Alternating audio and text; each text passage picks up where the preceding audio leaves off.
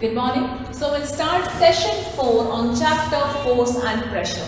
So this is the last session of the chapter. So in our previous class we understood what is a pressure. So we defined as nothing but force acting upon a unit area is called as a pressure.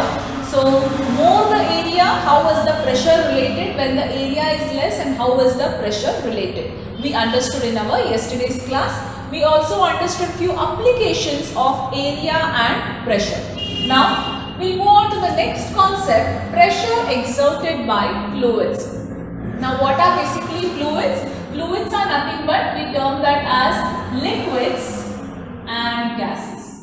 Why liquids and gases are termed as fluids? Because anything which has a tendency to flow are called as fluids. Liquids, we know that it has a tendency to flow. Gases also have a tendency to flow. Gases when compressed also becomes liquid, that is another phenomena. But liquids and gases, anything which has a tendency to flow will be termed under fluids. So we'll understand how pressure exerted by, how is the pressure exerted on these fluids, that is liquids and gases. Before we understand and how it exerts on liquid, we first see few examples or a sort of an experiment. What we can say here is, so that you'll understand the concept better, how it exactly exerts on liquid. You all can try this also at home. There are simple techniques. For example, in the first case, what I do is, I just take a cubical flask kind of a thing here. You can also use a bottle. Okay, assume that, let's take a bottle. We'll make a hole here, and what we will do is, we'll just insert a small pipe, right? And to the small pipe, we will fix a balloon, right? We will fix a balloon here. Okay. Now what we will do here is, we will fill the water, we will fill the bottle with water.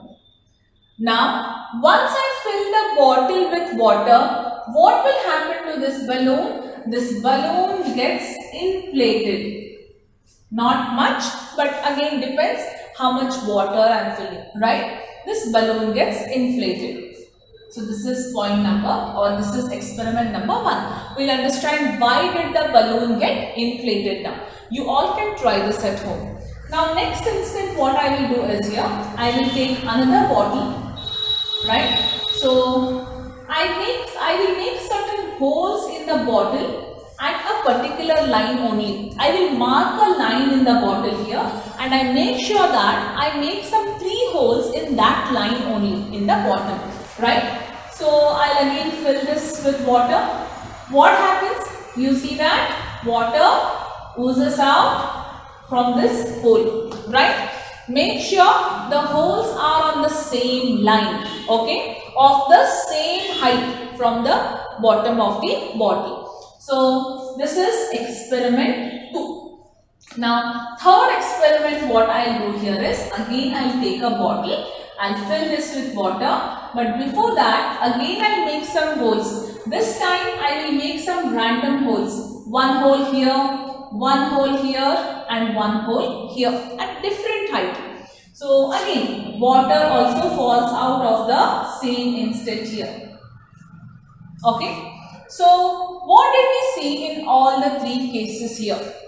Now our thing is to understand how pressure exerted on liquid. That means how it puts pressure on the liquid. Now in the first case, when we put water in this bottle, what happened was the balloon got inflated. Why the balloon got inflated? Did we blow the balloon? No. But liquid exerted, or it exerted pressure on this balloon. That is why it got inflated. Correct? It exerted pressure on the walls of the container.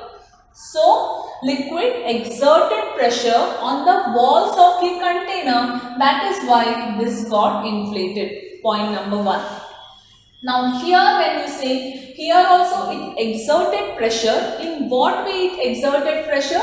The water came out. Again, it depends upon where was the hole. What was the height of the bottle from where the liquid oozes out, right?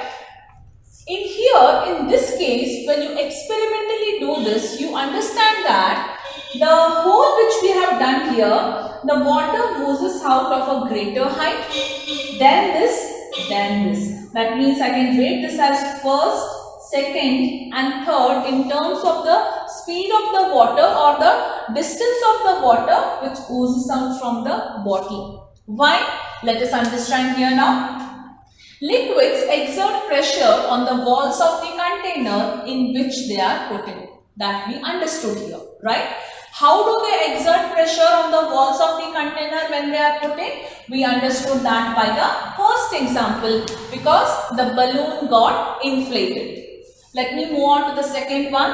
The pressure that a liquid exerts on the bottom of the container depends upon the height of the liquid in the container.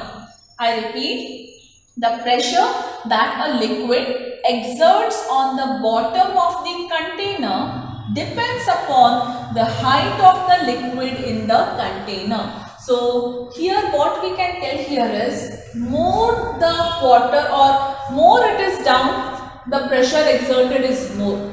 If it was here, as in this case, the pressure exerted is less. I'll read this both, we can understand these both examples. Look at this.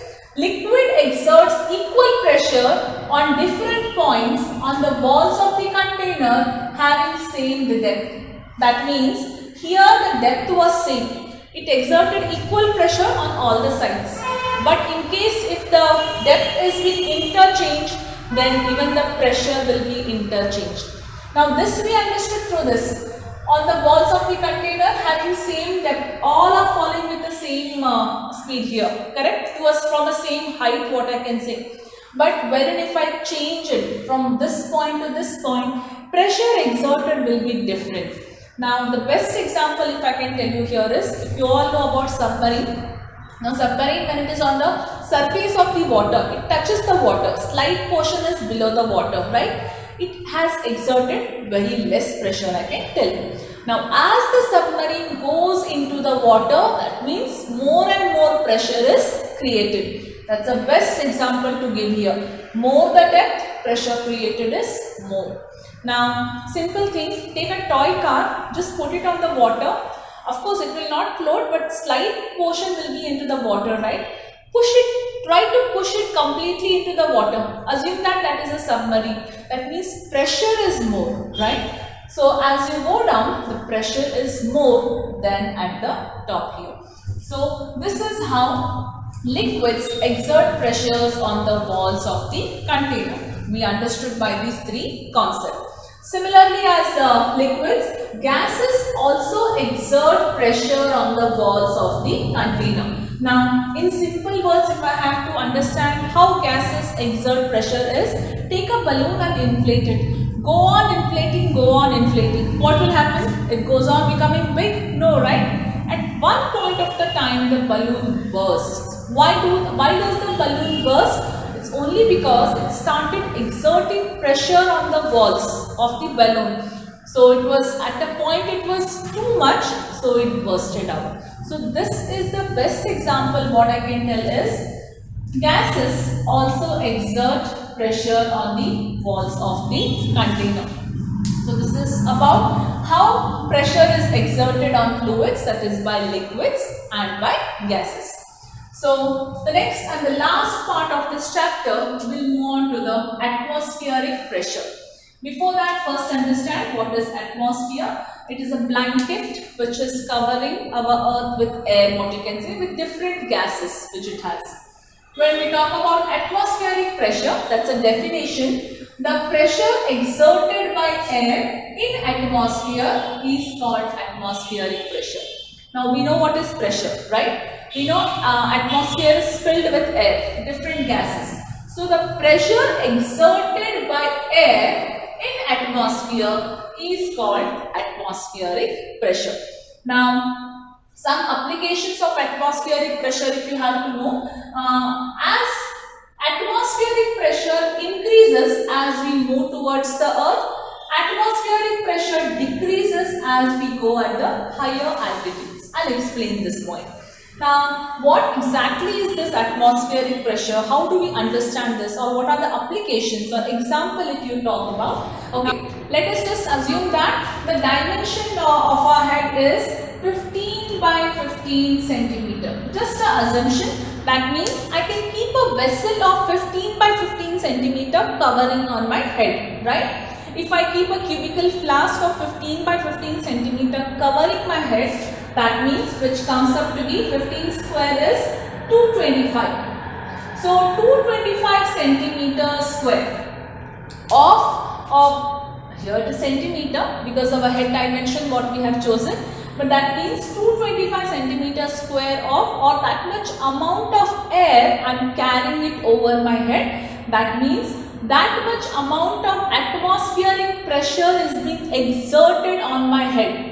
That means, are we able to carry that much amount of atmospheric pressure on our head and walk? Are we being crushed under the atmospheric pressure? No, we are not crushed under this atmospheric pressure. With this pressure also we are able to walk, stand and move comfortably only because our body also has a type of a pressure, right? So the pressure inside our body and the pressure outside our body gets cancelled each other. Our body is filled with air. Now, why are you able to breathe in and why are you able to breathe out? That's only because when you want to breathe in, there is a low pressure inside your body and high pressure outside the body. That means you are able to breathe in, right? Once you breathe in, there creates a high pressure in your body and the low pressure outside. That is why you are able to breathe out. That's a routine process what we do, breathe in and breathe out, right? That means the pressure which is created outside our body and the pressure which is there inside our body gets cancelled each other and we are not crushed under the atmospheric pressure. Otherwise, what would happen crushing under the atmospheric pressure means our veins, our arteries would start bursting, right? But as I told you here, atmospheric pressure decreases at higher altitudes means as we move to the higher altitudes, mountainous or we try to climb an Everest or something, what happens there? Sometimes our nose starts bleeding. That means the veins inside that they burst out and it starts bleeding only because of atmospheric pressure decreases there, right? That is the reason. There are several such examples of atmospheric pressure if I have to talk about. For example, if you take a plunger and just if you put it, you will not be able to draw it out. Plunger is something what you use to cleaning, that sucks the vacuum what we say. Many such examples we have on atmospheric pressure. Here in your syllabus, we only understand what is atmospheric pressure, how it increases, decreases and not exactly the application, what exactly happens in higher altitudes. You have a very brief study about the atmospheric pressure in this chapter. So, there we complete this chapter, force and pressure. So, in today's class or in the whole chapter, what we have studied, if you have any doubts, you can call on the same day of the video set. Thank you. Class session.